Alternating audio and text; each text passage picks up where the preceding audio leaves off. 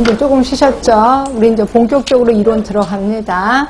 자, 합리적 행위 이론하고 계획된 행위 이론이 있는데, 요거는 희한하게 대학에 있는 교수님들이 되게 좋아하세요. 그래서 교수님들이 좋아하신다는 걸 문제에 낼 확률도 있겠구나, 예상하시면 되고요. 문제 좀 자주는 아니지만 나오는 편입니다. 그래서 좀 보시면 되는데, 자, 일단 합리적인 행위 이론. 합리적 행위 이론도 지태행, 아까 지식태도 행위, 이랑 거의 똑같다고 보시면 돼. 자, 이게 뭐냐면, 어떤 사람의 행위, 그러니까 우리 그러잖아요. 지나가는데 골목에 사람을 갑자기 죽였어. 근데 왜 사람 죽였어? 라고 하면, 그냥요, 욱해서요. 이렇게 얘기를 하는데, 아니라는 거예요. 모든 사람의 행동은 미리 예측이 가능하다는 거지. 그걸 우리는 합리적 행위 이론이라고 하고, 이 행위 안에는, 뒤에는 의도가 있다는 거예요. 하려고 한다는 의도가 있다는 거예요. 그럼 이 행위의 의도는 뭘로 이루어지는데 두 가지로 이루어지거든요. 하나가 태도. 그 다음에 또 하나가 주관적인 규범이에요. 규범. 자, 아까 지태행 기억하시죠? 행위 있고 태도 있고. 그럼 뭐가 있겠어? 앞에 지식이 있겠구나라고 보시면 돼요. 지식입니다. 그래서 지태행이라고 보는 거고요. 그리고 주관적인 규범 안에도 우리 책에는 신념이라고 되어 있는데 이것도 역시 지식이에요. 그래서 규범에 대한 지식, 신념이에요. 규범에 대한 신념, 그 다음에 이거는 그 행동에 대한 지식이라고 보시면 되고요. 이게 뭔 소리냐면 예를 들면 좀 이해가 편할 거예요. 자, 대부분 우리 청소년들이 담배를 피는 아이가 있고 담배를 안 피는 아이가 있어. 근데 얘를 보면 아, 얘가 나중에 담배 필 아이, 담배 피지 않을 아이, 이게 구분이 된다는 거죠. 그럼 어떻게 해야 되느냐? 담배 피려는 의도가 있고 요 아이들은 담배를 피려는 태도가 있어. 그러니까 담배에 대해서 긍정적인 태도가 있고 부정적인 태도가 있는데 대부분 담배 피는 아이들은 담배 피는 거에 대해서 긍정적인 태도를 갖고 있단 말이야. 그래서 어떤 애들 담배는 몸에 안 좋아요. 이런 아이들은 담배 안 피는 아이. 근데 담배 은근히 괜찮아요. 스트레스도 풀리고 그리고 되게 멋있잖아요. 텔레비 보면은 담배 피는 모습 보면 되게 멋있잖아요. 이렇게 긍정적인 태도를 갖고 있는 아이들은 담배를 필 수밖에 없는 거죠. 그러면 그런 행동에 대한 지식이요. 지식. 그래서 담배를 피면 이런 것들이 좋아라는 지식을 유난히 많이 갖고 있는 아이들이 있어요. 그리고 담배를 피우면 몸이 아주 안 좋아. 이런 것도 안 좋고 저런 것도 안 좋아. 라고 해서 부정적인 지식을 많이 갖고 있는 아이들이 있거든요. 그런 아이들은 담배에 대해서 부정적인 태도를 갖고 있을 거고 담배를 피지 않으려는 의도가 있다는 거죠. 그치?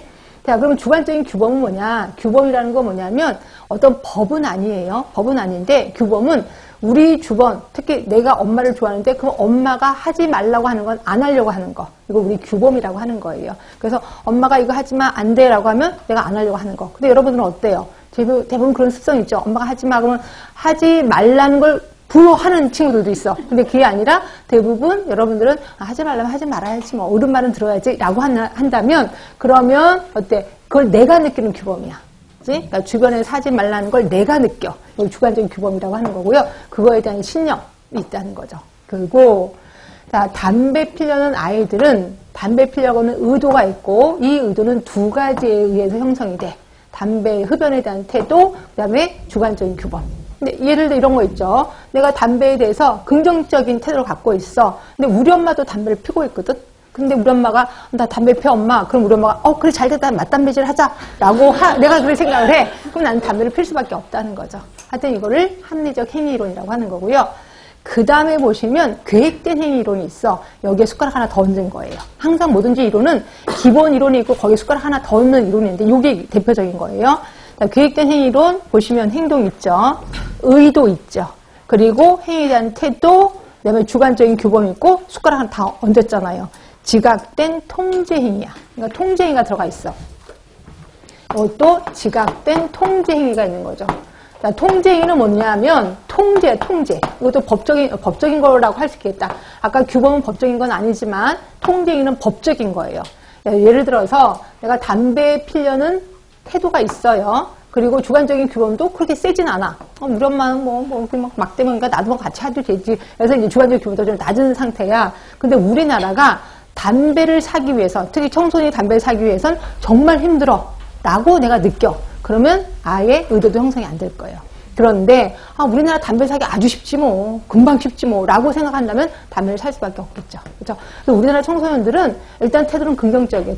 TV를 봐서 TV에서 담배 피우는 게 되게 멋있다고 느끼거든요. 그래서 대부분 긍정적인 태도를 갖고 있고요. 주관적인 규범도 그렇게 세진 않아요. 왜냐면 부모님들이 내가 공부만 한다면 그래 담배는 필 수도 있지 뭐 그러면서 이렇게 한다고 공부만 잘하면 된다라고 부모들이 많이 하거든요. 주관적인 규범도 좀 낮은 편이고요. 그다음에 통제도 담배 사기 되게 쉽다고 얘기를 해요. 그래서 저는 예전에는 뭐 신분증 위조하거나 했는데 요새 위조 안 해도 된다면서요. 그래서 그냥 지나가는 대학생 형들한테 담배 좀 사주세요 라고 하면 사준대요. 그래서 지금 우리 간호학과 남학생들한테 너 사주니? 그랬더니 사주죠. 그래서 내가 왜 사주냐 그랬더니 불쌍하잖아요. 나도 그때 피고 싶었는데. 그래서 뭐가 불쌍해? 막 그랬더니 불쌍하다는 거예요. 그래서 사주면서 야 자식 조금만 펴 이렇게 얘기를 한다는 거예요. 피라는 거지 그게 피지 말라는 건 아니잖아요. 그래서 담배 사기도 엄청 쉽다는 거죠. 그래서 우리나라 청소들은 담배를 필 수밖에 없다라고 얘기를 하고 있습니다. 그렇죠? 자, 그런데 제가 이제 설명을 안 드린 것 중에 하나가 합리적 행위 이론에서 이게 아까 빠졌죠.